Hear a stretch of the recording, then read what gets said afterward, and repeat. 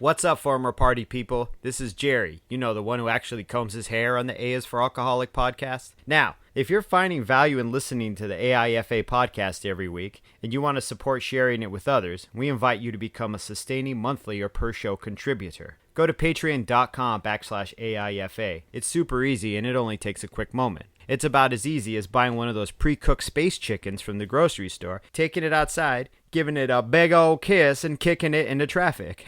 Why would you do that? Anyway, you do you, and I'll do me. Again, go to patreon.com/AIFA. And with that, people, let's start the show. A is for Alcoholic is a program about recovery. My name is John, and I'm an alcoholic. And my name is Jerry, and I'm an alcoholic. Join us as we go through the alphabet of alcoholism, one letter at a time. Welcome to A is for Alcoholic, the podcast where my friend Jerry and I talk about the very many facets of the very merry aspects of alcoholism. And today's letter is W. Jerry suggested Whataburger. I've never been. So good. Have you? Yeah, dude, they have them in Arizona. I used to eat them all the time. They put mustard, no ketchup, just mustard on the burger. Huh. I can go for that. Our like Texas mustard. people know. Our buddy Chade knows. He knows about the Whataburger.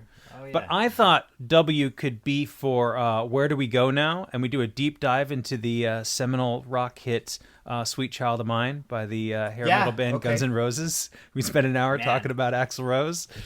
I dislike Guns N' Roses, dude. Yeah, I'm not really a big fan either. Well, that's not true. I like some of it, like Mr. Brownstone's on my running playlist. Oh. I used to get a little, but the little got more and more. Yeah. So you tie in your addiction along with your workout. Yeah, but then it could also be motivating. Like I used to do a little running, but a little got more and more, dude. Start pushing it. Exactly. So that's kind of how I look at it. Since you've been dancing with Mr. Brownstone. So, no, we're not going to talk about burgers or Guns N' Roses today. I mean, it may come up. It might come up, yeah. But we're going to do W is for What's Your Poison. And I think this is what I like about this is we all have our favorites, right? We all have things that we gravitate toward for one reason or another, and that changes. And for some of us, it changes. For some of us, we stick to one thing until we're done. But also, I've found, too, that we kind of sometimes try to switch up our poison when we negotiate what we think we can get away with and what we can drink and what we can't drink and what is like saying, oh, well, I'm only going to drink beer, or I'm only going to drink after 5, or if I switch it up, everything will be fine. And so the poison always, and it literally is poison. It is not, I mean, at least for me, right? It's not something that I can imagine there being somebody who drinks it recreationally, somebody who enjoys having a smart cocktail, somebody who enjoys having a beer after a long day of work and has one or two and is done. Like, that's cool. But for me, it literally is poison to my body. And, I think you could probably make an argument that that's pretty across the board, but it doesn't affect people the same way. So everybody's different, right? Yeah. Mm-hmm. Well, obviously, we're all different. But yeah, I believe that alcohol is a poison, and I believe that it's something that strongly affects people. And I don't want to put anybody down who drinks it, and I don't want to put anybody down who enjoys it. I don't want to put anybody down who sells it, Although that's a whole nother thing. Like bars, what is a bar going to look like in 6 months to a year? Is it just going to be... I mean, I don't know, right? It's so funny how Corona comes into our conversations here because it's just part of our environment now. And I think it's a really big part of alcoholism and alcohol consumption and the way the social aspect of our drinking. Does it force us active alcoholics? It forces us to drink in our homes now. I mean, I don't drink, obviously, but do you know what I'm saying? Like, once the social aspect has been pulled from it, then those more problematic behaviors start, I imagining, I imagine, start hopping up more, But a lot of states are opening up bars at this point. And how the fuck do you keep drunk people 6 feet away from each other? You know what I mean? Like You don't. You don't. It's You already. don't. I've already seen it, and in places, other places in the country, and they're opening up bars, and people are like, "Yeah, let's do this," and I'm just Right. fucking terrified. I couldn't So, imagine. my house, I've talked about before in the podcast, but my house is right next to a bar. There's a bar, the only bar I've gotten cut off in, and it's right in the back alley here. It's on the other side of my fence.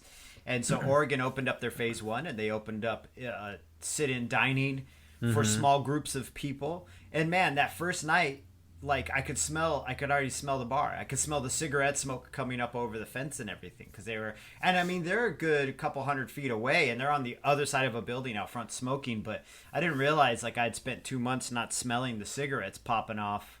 I don't know if cigarettes pop off, but you know what I mean? I couldn't smell the cigarettes, and now I could smell it, and it didn't smell good. Sometimes the cigarette smells good to me. I can't lie. Like, I think we've talked about that too. Like, someone lights a cigarette with a Zippo next to me, that first initial hit is like, yeah, all my receptors fire off. Like, yo, let's get in this fucking sexy cigarette pit, Yeah. But I could smell, and I'm like, what the fuck is burning? And Megan's like, they opened the bar back up. It's And, funny. Oh, go ahead. Yeah.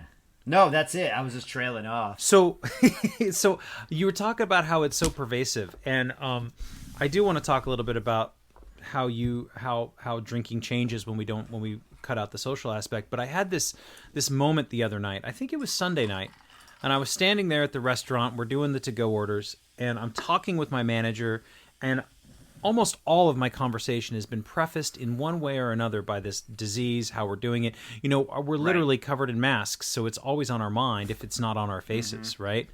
And but we started talking about cell phones, and we just had this conversation because he had a new he had like the latest iPhone or whatever, and we were talking about, because like he has a Tesla too, and he's really into gadgetry and technology, right? Like he loves all that shit.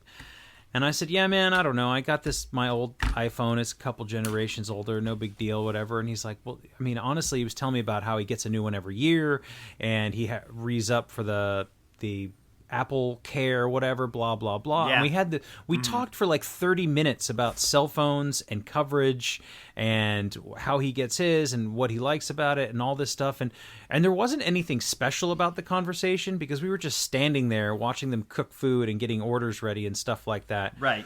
But Yeah. I realized when I left and I came home that for like that last 30 minutes, we didn't talk about coronavirus, and it was really nice. Yeah, what a trip, huh? Yeah. I got out of my car, and the sun was about to set, and it was just kind of calm and peaceful, and I was like, oh, my mind wasn't preoccupied with coronavirus for 30 minutes, and that was really nice. And so Right. I hope that at some point I can have more of those conversations. And I know that it's kind of the same way when you get into recovery, and then you have those moments where you're like, oh, I didn't think about alcohol today. Oh, I didn't think about drinking, Oh, You're right. That was really nice. What a lift. So, I think drinking indoors, we're always pouring ourselves heavier drinks. We're always pouring ourselves more. We're always, drinking a lot more. I don't know if anybody out there has felt this, anybody who's listening, or knows somebody who is drinking a lot more. I don't know what to do to help that person other than to try to talk to them maybe, or ask them how they're doing, but I mean, people are just going to do what they're going to do by themselves, and that's a really hard place to be for anybody trying to get sober. I couldn't imagine. It's such a big part of the narrative right now, being in quarantine. Now that states are opening back up, people are starting to kind of funnel out slowly, but like in the middle of this month, it was just everybody. It was so cute. Like, oh, I'm drinking at home. I'm getting drunk every day. 9 a.m. And it's hard for me not to have a resentment towards that. And I got to work on that myself, because that's my perception of it. But I'm also just like, what the fuck, Like, I don't know, man. It's just this common cultural narrative to drink to cope with things. Mm-hmm. To drink to cope with hard things and heavy things. And it's just it's so popular. It's so out there. Like, every time we watch this, we've been watching this TV show called The Great. Have you heard of this? It's on Hulu. The Great? No. It's all about Catherine the Great, and it's a comedy, and it's really fucking smart. It's really well written. But every time they're Russian, so they're always drinking vodka.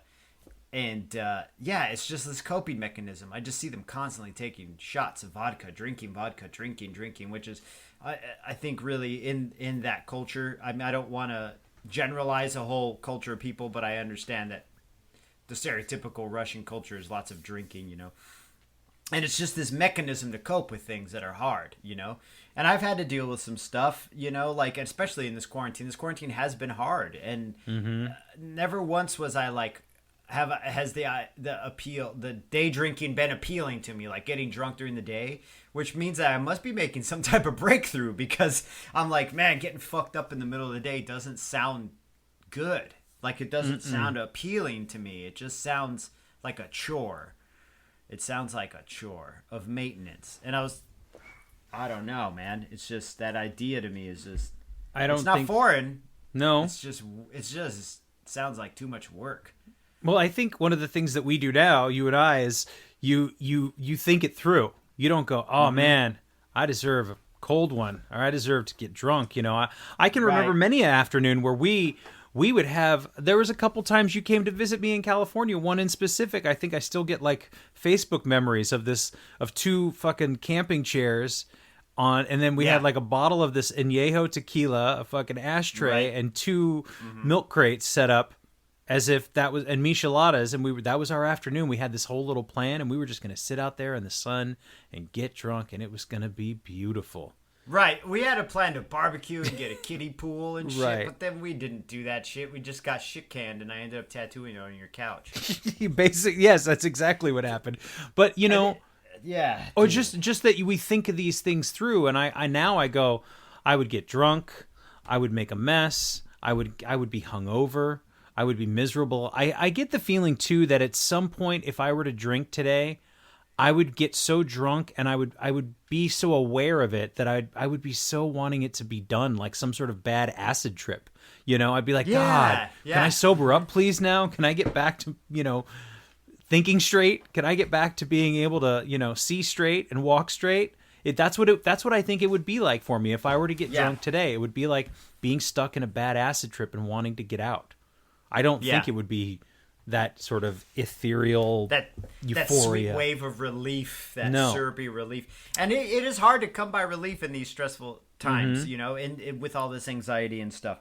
And like we were talking before, like I know we always come back to this, and this must be the new thing, but the running's been helping me, being active. Like today I had to lift weights, and I got to switch the routine up because it's not as fun as it was in the beginning. Now it's kind of this thing I just do. And the running, sometimes I'll hit walls with it too. If I run the same course too many times, I get really bored of it. But the running has been helpful for the emotional aspect. For what I would have drank over, I run over now. It's so funny. My wife even will be like, well, the weather's nice, why don't you go run? And I'm like, I am going to fucking run and listen to like Macklemore. Like I told you, man, just running in the rain to Macklemore, just like Mishka said, like crying my fucking eyes out. I'm like this 44-year-old man with a fucking mask on, like a neck gaiter, like looking like one of the cops. And have you seen that show Watchmen? No, but I know what you're talking about. Looking like one of the cops in Watchmen, just crying my ass off to a fucking Macklemore song. Like 25-year-old Jerry would have been like, "What is your fucking damage, dude? Like, what are you doing out here?" It's all connected too, and I think this thing, like. We talk about coping. We talk about getting through and getting over and dealing with. And I think that we're using those words wrong when we talk about drinking over something. So I would say I had a problem. My problem was me and not wanting to feel the way that I did. That's the big overarching thing, right? That I'm not comfortable with myself. I want to feel differently than I do right now. Not the bills are due, or I'm lonely, or I don't have what I want, and so I want somebody else to blame, and I'm going to drink over it. But drinking is not actually dealing. It's not actually coping with anything. It's not actually working through anything. It's like when you take ibuprofen for a headache, The ibuprofen's not actually doing anything for the headache. It's just numbing or covering the pain receptors, or however that works. Right. However ibuprofen works. I know that it doesn't actually cure anything. So it's time, it's rest, distraction. it's water. It's a distraction. So I feel like we do these, we call it coping, we call it dealing, we call it blowing off some steam, we call it just relaxing, right? And when I say we, I mean us alcoholics. I don't speak for everybody, and honestly, I can't speak for all alcoholics, but I feel like those words are being used incorrectly, because you're not actually, because if you deal with something, then it's dealt with, and then it doesn't come up anymore. Then it's not a problem. Then it's not an issue, right? Because I dealt with it. So if I drink and I deal with it by drinking, the problem doesn't go away. It now just comes back with a hangover. Right. It like festers almost, you know. It reminds me of like that old bit where the person, you know, hurts themselves in some minor way, and then the other person they're with hits them with a hammer, and they're like, "What'd you do that for?" And they're like, "Oh, well, you're not thinking of the previous your thumb or whatever, you know, slamming your thumb in a car door or whatever." And that's what drinking always reminded me of, was like, I feel pain, I'm gonna add some different type of intense pain to it to forget about this, to numb this other pain. You know, it was a really ineffective tool that was effective. Does that make sense? It's like almost like trying to fix your eyeglasses with a steak knife. You know, like you're gonna get the point of that steak knife in that tiny screw, and it'll be temporary, but eventually you're gonna end up stripping the screw or popping the tip of the blade off. You know, it's not the right tool for that. You know, and maybe alcohol may have its use in some ways.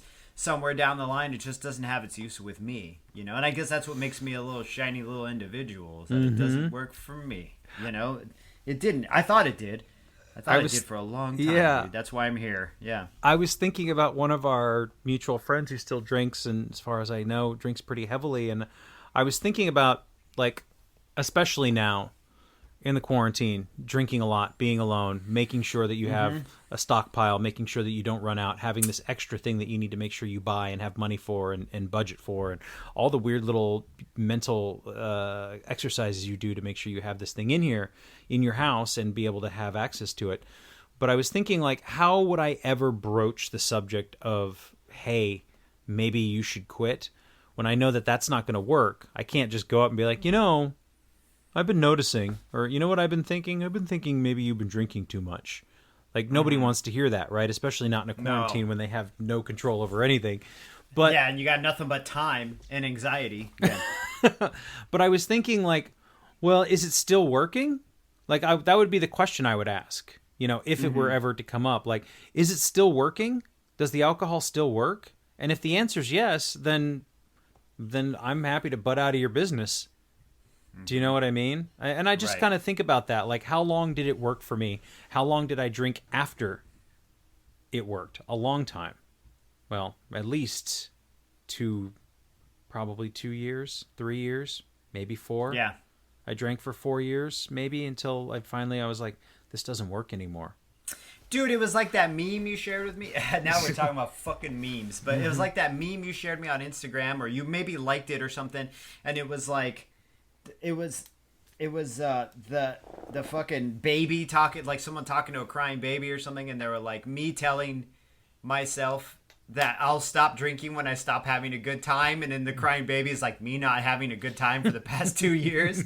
You know what I mean? Like, and it really resonated with me, because those were definitely bargains I made with myself. I was like, when I'm done having fun, then it's time to be done, you know. But I wasn't having any fun by the end. It was like always misery, and not all misery, but me, I'm talking about the end of it, you know, just so, you know, if Coda's listening, he's not like, hey man, you know, but like near the end, we had fun, a blast. But when I was alone all by myself at the end, I wasn't having fun. I was never having fun, but I kept like deluding myself. It's so pathological, that denial, that I was like, nah, man, you're fucking partying, you're being who you are, you're living your life, you're out here being different than the rest of these fucking idiots who aren't having a good time. Like, you're having a good time. Yeah. The rest of these squares don't get it. These bridge and tunnel Friday night motherfuckers don't get it. I'm a fucking true blue alcoholic, and I'll die in the gutter. And then, like, now I look back and I'm like, oh my god,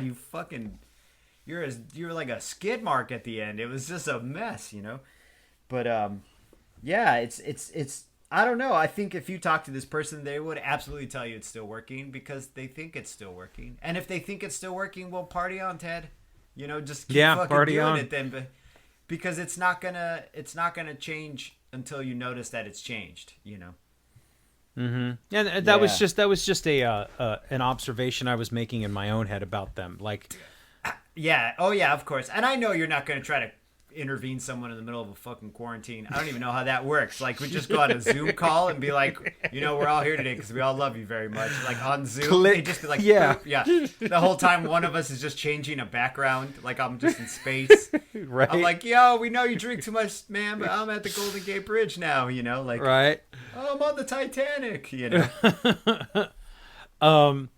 So I think, yeah, man, I don't have any intentions of the quarantine intervening in the quarantine, but oh man, it's starting.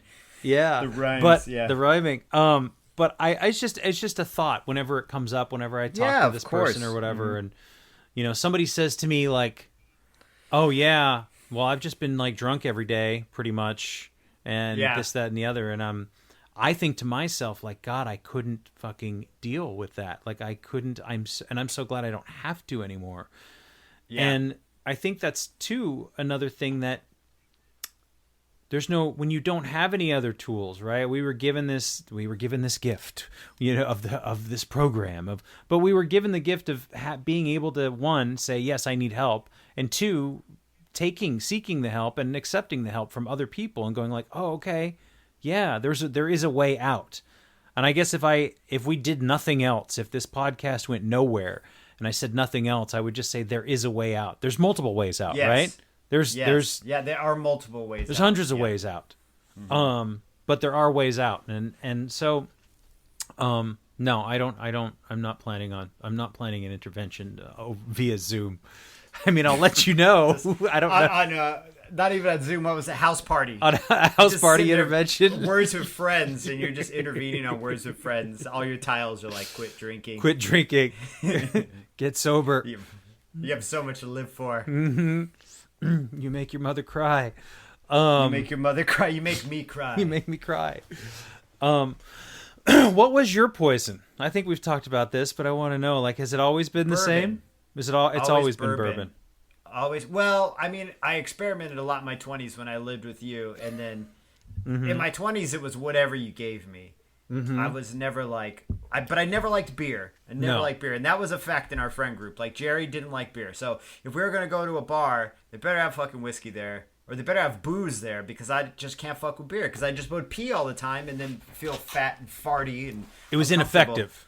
It was ineffective. I never understood how you guys could just drink beers, and so. But I think in my like late 20s, I found bourbon.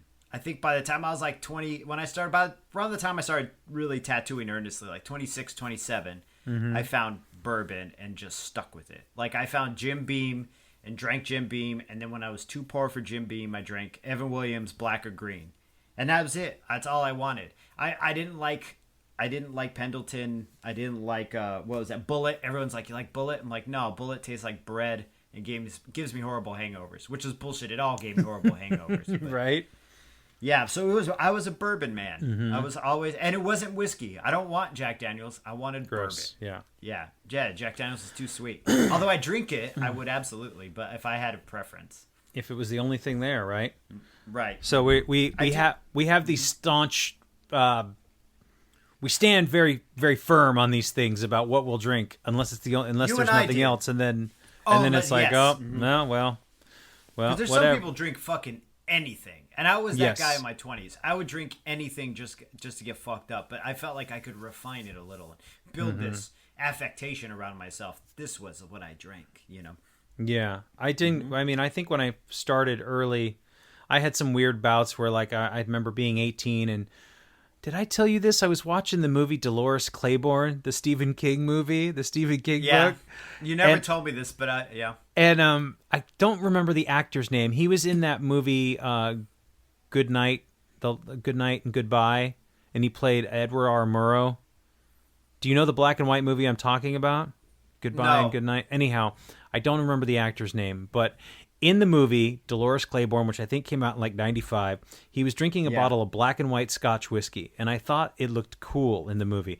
I think this guy was just an old drunk farmer, so I don't know why I thought the bottle looked cool. Like, there was nothing glamorous. And just trying to keep things as what did I say, as sweet and as palatable as possible. At least that's how I started drinking. That was my poison, had to be sugar coated.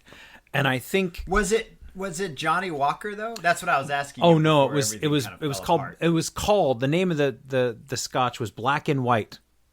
Oh, okay. Scotch whiskey. But I think one of the things that really opened up for me, because I would just drink whatever anybody else was drinking, and that's kind of what I learned. So, and we thought things like Everclear would be cool, right? Because it was so high proof. So it was never about the flavor. It was about masking the flavor and getting the most effect.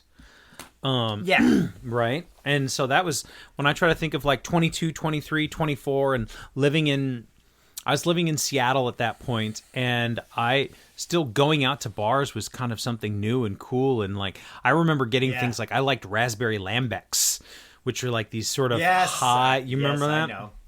These like fruity, weird, fruity, hybrid, high octane. So it'd be like 8%, but it would be super sweet. And so it was all this thing about making sure that things were palatable, but at the same time high proof, and trying to figure that out. It was like fruity malt liquor. Basically. Words I was looking for. Mm-hmm. It was like Four Loko. It was the fancy Four Loko kind of, yeah. It really was, yeah. It was Four Loko with a French name. Mm-hmm. So I think that at one point, at some point, I was always very curious and experimental myself, right? And then when I started to work in bars, and then I was like, oh, I had access to all these different things. And I was like, oh, I can drink whatever I want. And there's all these different, I don't know about tequila, but like, what if I have this tequila? Oh, that wasn't too bad. So I guess I can drink tequila. So I was very much one of these people who drank whatever. And then when I started bartending, it was like, oh, I can make it taste however I want. I didn't know that I had the fucking, the magic key.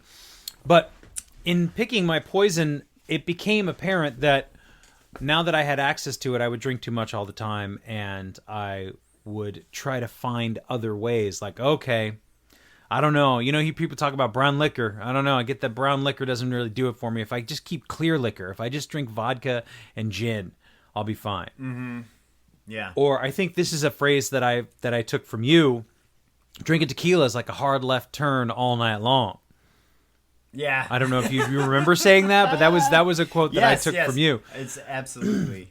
So and there is some evidence to that tequila does actually have stimulants in it as opposed to other alcohols, but I'm not here to split hairs. Right. So then there, on two different occasions I remember in my life drinking party wine. And what do I mean by party wine? It's wine left over from a large party.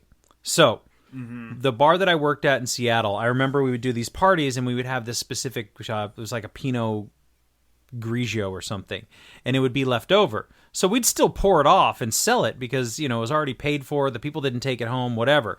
But if I would go to that bar, not only could I drink for half price, so I would spend all of my time where I worked. My days off would be spent in the bar where I worked because I could drink for half price and pour me some of that white wine because I don't want to get too fucked up. I would get blackout drunk on white wine. Like, it didn't matter. Wow.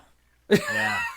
I would just like, what happens is, and as far as I understand it, there's a sphincter, not the one in your ass, but the one in your stomach, right? They're in the bottom of your stomach. Mm-hmm. And it opens up to allow the semi-digested food into your intestine.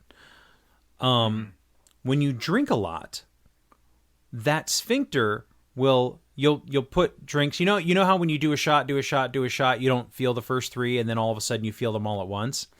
What happens is that sphincter gets loosens up all at once, and then all of that alcohol gets absorbed into your bloodstream in one boom. And that's where that blackout happens, because your blood alcohol level spikes. It doesn't just go up gradually. It's not the one drink an hour. So that would happen to me a lot. And I'd be like, fuck, I thought we did good. I thought we were on the Pinot Grigio. I thought everything was going to be fine. I was on the Greesh, baby. I thought I was on the Greesh, and then I would have these moments where I would be like, you know what, man, I really want to remember. I want to remember tonight, and I'm going to take it easy, and I'm going to try and make it all the way home. I'm not going to black out. And inevitably, that almost never happened. Or, what's the last stop before you get home? Make sure we have enough time to stop by 7-Eleven and get some beer. Or whatever it was. Yeah. Or wine, or something. If we could find liquor, that'd be great.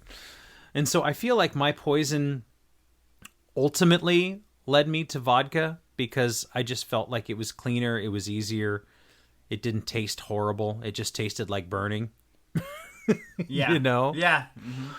So it was always this negotiation. And I remember one time too with the party wine at another place that I lived here in California, and we these parties, and at the end of the night they would bring us home.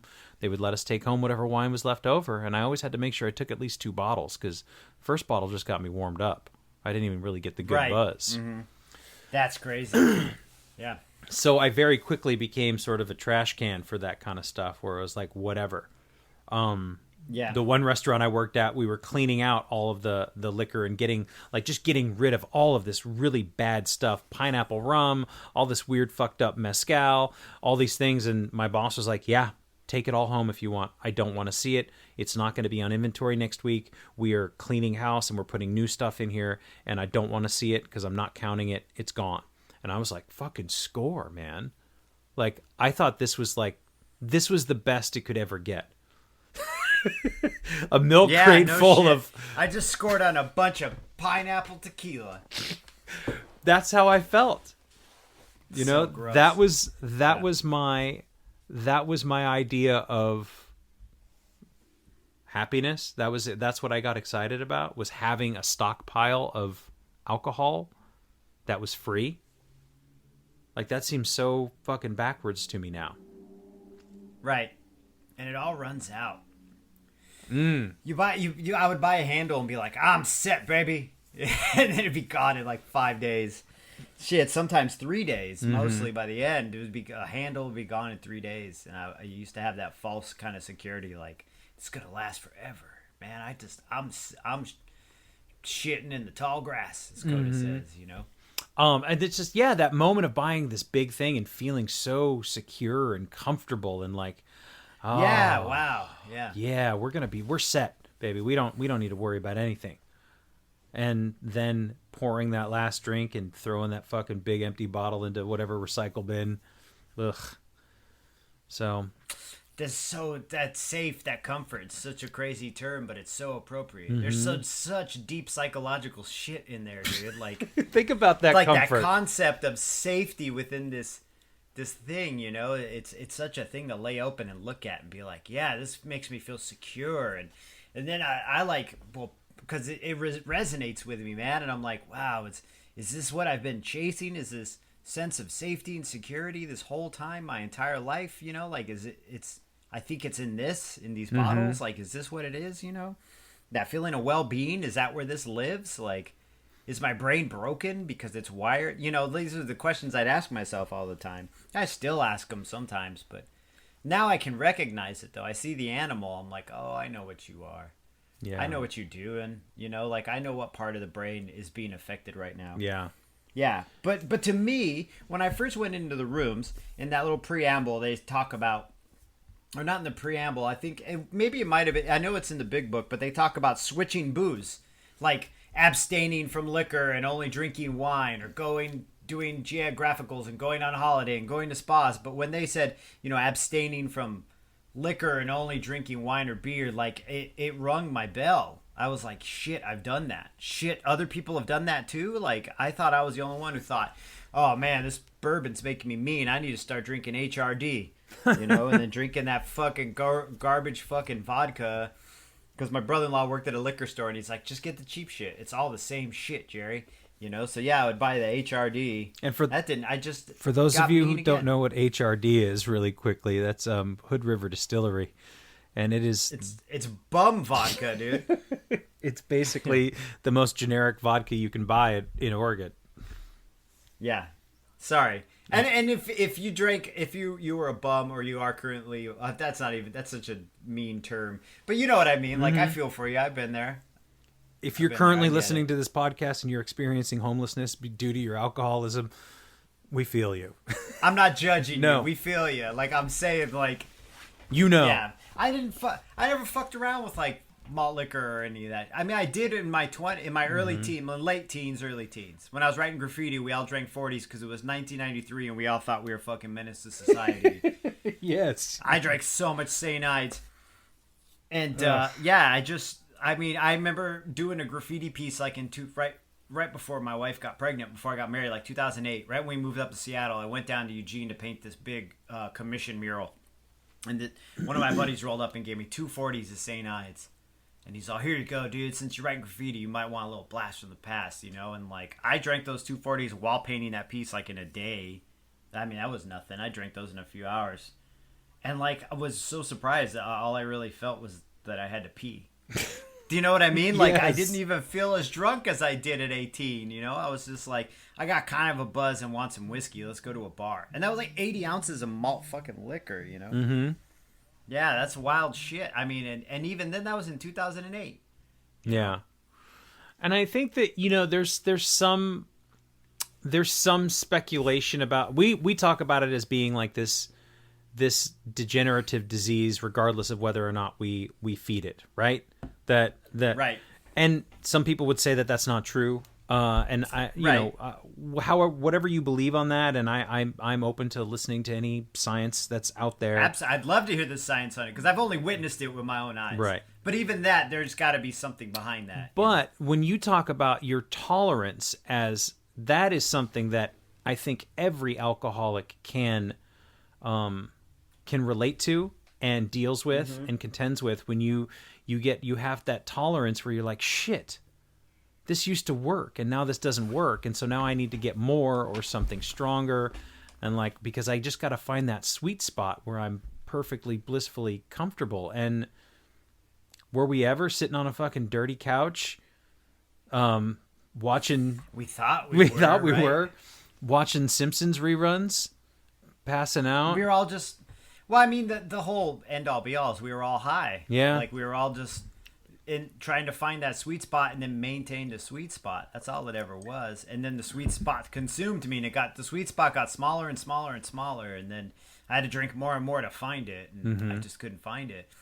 But yeah, I honestly, my personal belief that it is a fallacy that drinking different types of alcohol will affect you in different ways. I feel like the environment around you is what will affect you. So typically, if you're drinking tequila, you're going to be in a different type of environment. You know what I mean? Like, it's going to be like, ooh, we're breaking out the tequila, we're going to get wild, you know? Right. Then if you're drinking cognac out of a snifter, although, I mean, at that point I would have drank cognac out of a shoe, but yeah, I mean, I think you're right. No, never with the cognac. But you're absolutely right. You put that that's in your mindset before you even take that drink, because tequila's what? That's summertime, having fun, take your shirt off. Having fun. Somebody's graduation, somebody's birthday. Wedding. Maybe opened up your relationship, you want to get a little weird in that hot tub. Right. Whereas, like, HRD is a whole different fucking animal, you know what I mean? In the sense that not chemically, the chemical compositions are probably a little different, but, you know, as far as like the environment in which you're in. Or me with my bottle of fucking Evan, you know, Black Label, it's going to be a whole different setup than trying to get hammered off champagne. I always found getting drunk off of wine and beer was like trying to ice skate uphill, man. It was not fucking useful, man. Yeah, I think, too, like you said, when you talk about the mindset and when you talk about the series of decisions and actions that would lead me to either buying a bottle of Hood River vodka or a bottle of $40 Ron Zacapa rum. Now, I did that even, like, my steps down where I used to drink it out, and then it was like, so I'm going to spend $40 on this really nice rum because I still want to, like, enjoy myself. There was still some level of, I thought, classiness by buying something more expensive and aged and special and drinking it at home. That somehow I was above your typical alcoholic because I had refined tastes. Now, who was there to see this? Absolutely no one. It was me at the kitchen table. You. That's it. Right. Listening to Steely Dan and basically crying yes. at some point. Yeah. Smoking too many cigarettes inside. Yeah, it was terrible. It was terrible. It was terrible. It was terrible. Working on the Great American Poem. Yeah, it's so funny you said that because I like stopped the thought to like let you continue, but that's exactly what I was going to say. Working on the Great American Poem. It's going to happen. But but I had the same attitude where I had disdain for these weekend drinkers, and we don't go out on Friday and Saturday. I don't drink like these people. I don't go to a dance club and try to fuck. You know, like I get loaded on a Monday at 1 p.m. You know, in the fucking smoke shop or whatever it was. You know, I think what was the name of that bar in Seattle we used to drink at all the time? The Smoke Shop, that one. No, yeah, it was just with that cool old lady. It was just called the Smoke Darlene. Shop, the Ballard Smoke Shop. Yeah. Yeah. And I was like, this is where I drink. My spot is the Viking. Like, I'm going to be in a dark fucking bar. They're all going to be watching sports. I don't give a fuck about sports. I'm here to do one thing, you know? I'm not going to be at the Balmar on a Saturday night dancing to fucking Let's Get Retarded by the Black Eyed Peas. Right. So, and I think there's something in that like I feel like in that bravado or finding this idea of being really good at drinking, I'm good at that. Yeah, is this huge amount of insecurity and fear of success and fear of doing anything and just lots and lots of fear. And like, well, if I can find this one thing I'm good at, my brain has tricked me into thinking this is all that I'm good at and that I'm not, you know, because what could I do? What have I done with the time that I have been given now that I quit drinking? I've done quite a bit. I've achieved quite a bit. Yeah, you've accomplished I've created a lot of things, right? So in the time that I was drinking and I thought that that's all I had to offer the world, so I had to be really good at it. And I had to be this sort of, I don't know, I just felt like I was some, like, I felt like I was some funny, charming, everyone was excited to see me, and I was this loud, boisterous party.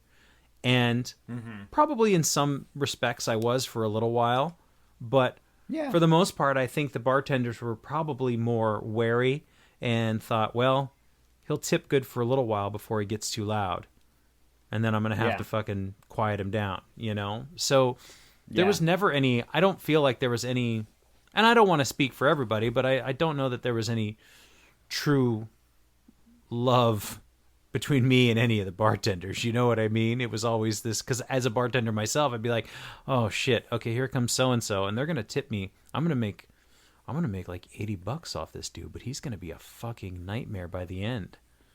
So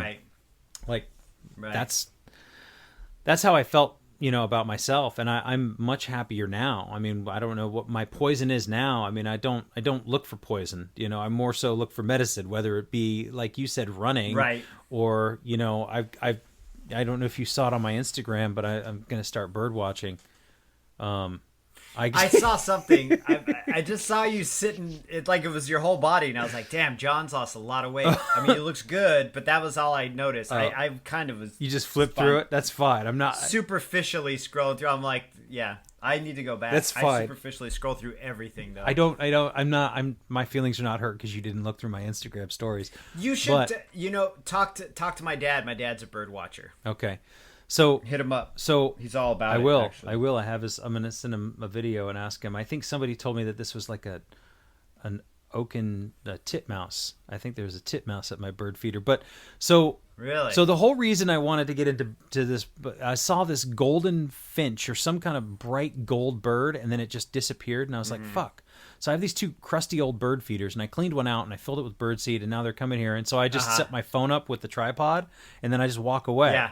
For like 30 minutes. Oh, so that was your footage of that bird? Yeah. That was great footage, by the way. I was thank you for bringing it up, because I was going to ask you, John, did you film that bird yourself, or did you just steal that off of TikTok? And then I didn't know, but it was really good. Yeah. It was like really clear, and I was like, wow, what a beautiful bird. So it was a golden finch. No, so I didn't find the golden finch yet. He's the elusive golden boy is what I'm calling him. He's my golden boy. He's my white whale. G-boy, huh? So, but Yeah. I got these titmice that come in. I don't know, plural, probably tit mice. Fuck it. Teat mice. Titty babies. Tits mouse. Yeah.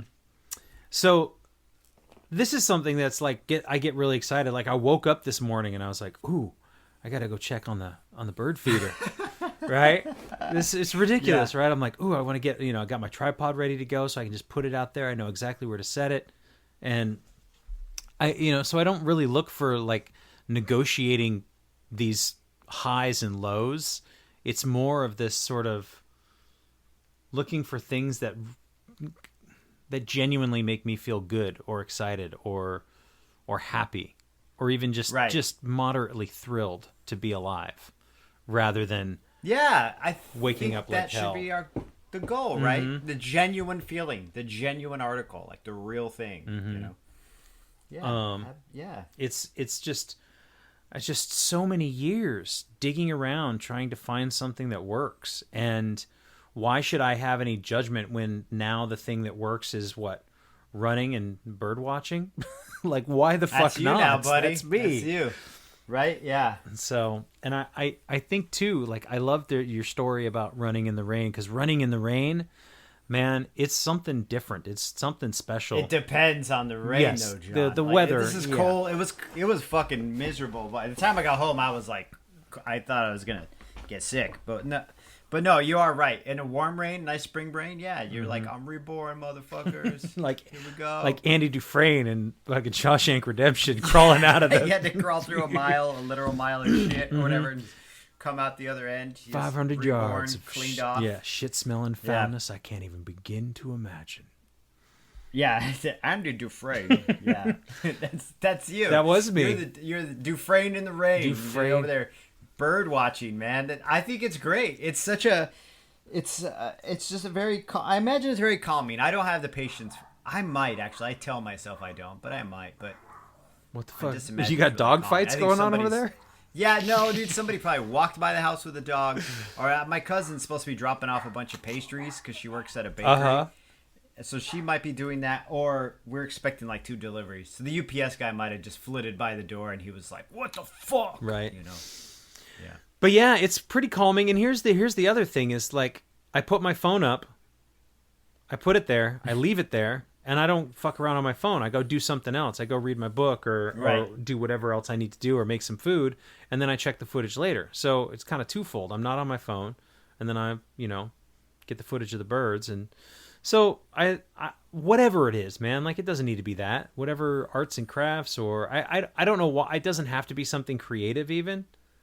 If you just want to read or whatever the fuck, if it's video games, Yeah. like, you play, what are you playing right now?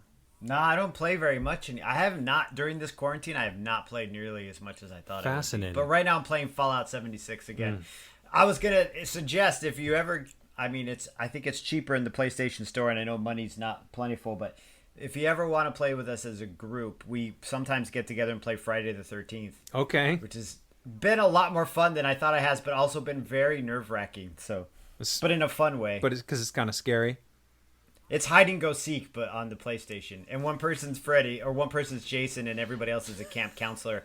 And he's trying to find you, but the entire time you're trying to find all these resources to get this broken down car started, so you can leave the map so Jason can't kill you. Or you're trying to fix a boat, or you're trying to call the cops, or anyway. I played last night with him for a couple hours, and we were laughing our asses off. And you can't hear anybody when you're playing until you pick up a walkie-talkie, or you're in close proximity.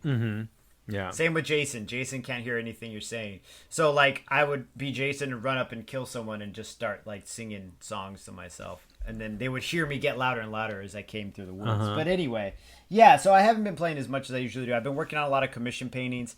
I was making all those videos. I got up to day 57, I think. And then when they ended the quarantine, well, the quarantine's not completely done here, but when they opened up in the phase 1, I was like, well, a lot of the people who are watching these are probably going back to work right now, so what's you know what I mean? I'm like, well, this quarantine's done. My quarantine's not done for another 3 weeks. We'll see. But even in 3 weeks, if we get hot again, I'm like, well, I'm going back into fucking hibernation. Yeah. I think like the idea of the poison too, or like the things that we kind of negotiate. I mean, I very easily translate the way that I used to drink into the way that I eat sometimes too. You know, I've struggled with that, whether it be like certain ice creams or, and I use that a lot, that analogy, because that was a very big problem for me. Because I mean, I like Rocky Road, but chocolate peanut butter, I'll eat the whole fucking thing. Like so it's just a matter of, for me, like trying to find some balance and being able to indulge once in a while and not fucking hating myself, and really, really giving myself credit for all the other good stuff that I do, in case I go, oh man, why did I eat all of whatever that was? Why did I eat that whole mini watermelon? Which is not that bad. It's really not bad at all. No, that's not bad at all. Compare that to a pint of fucking Ben and Jerry's. That's 380 calories for a whole pint. That's almost an entire meal. Or a mini watermelon, which is like maybe 280. You know what I mean? At best. And it's like that. I don't know, a pint of Ben and Jerry's is like 2,400 calories, dude. It's like a full You're day's. Right, it is. It's You're like a right. full You're day's absolutely right. of calories. 380 per serving. Because I bought my daughter a pint because she was like, I want this special ice cream, you know. So I bought it for her. And then looked at the label and was like, Jesus Christ, that is... It's intense, man. It's intense. And I or a mini watermelon. I don't want to get on any sort of... I'm new to being healthy. And, yeah. And, same you here. know... Sorry, that comment is so fucking funny. I'm new to being healthy. I am John, and I'm new to being healthy. I just don't want there to be any sort of, John's getting on his fucking high horse again. I just know, because I was just on the other end of not being healthy. And I just think that that's a really important thing in sobriety that I feel gets overlooked in a lot of what I hear people share and what I hear a lot of people talk about. And we have a lot of other problems, you know, as alcoholics that we got to deal with just to get here. And maybe worrying about your Werther's original addiction is not the, not the fucking thing to work on right now. Yeah, don't stress that. But I think especially in a time where immunity is as important as it is too. Health is not stressed by the people. Again, I can't say it enough for myself that I am so glad that I have taken steps, and I would encourage anybody to even take the smallest step to do anything. You know, if you're concerned you're eating too much meat, maybe just don't eat meat once a week, or maybe only eat half the family size bag of peanut M&Ms instead of the whole bag. You know, you'll feel. It'll be weird. You'll feel bad and good at the same time. But you'll be like, "Fuck, I'm missing out on all this hot M&M action." But you also feel like, "Man, I did something. I did something despite my nature." Yes, that's a great way. Yeah, I like that. I did something despite my nature, and until we change our natures, right? Until we develop new. Jesus, we spent how many years fucking whiskey as a personality trait? Like, long, like 17, 18 years, right? And so I've got 5 years, of not using that. And I quite honestly, I don't even count all those 5, because the first 2, I didn't even know what I was. You know what I mean? I was just a fucking mess. So, yeah, man. I hear that too. I think back to it. I mean, I know that you and I are both coming on birthdays at the beginning of July, anniversaries or whatever, and so it's been a lot sooner than 5 and 6 years respectively. So it's a trip. I know that one thing too, I just want to tell our listeners, is we're probably going to take like a little 2-week break in between and record some promos and different other stuff. And I've been talking to Jerry, new seasons, and we're gonna do some different stuff. So I think I've got a couple of old Patreon episodes I can put out, but there'll be something. I don't know what, but my Hot Fire mixtape. It'll just be A's for Alcoholic, but it's just me rapping. Yeah. My 30-second Hot Fire. Yeah. You are working on it. Well, we can't talk about that that project you're working on just yet.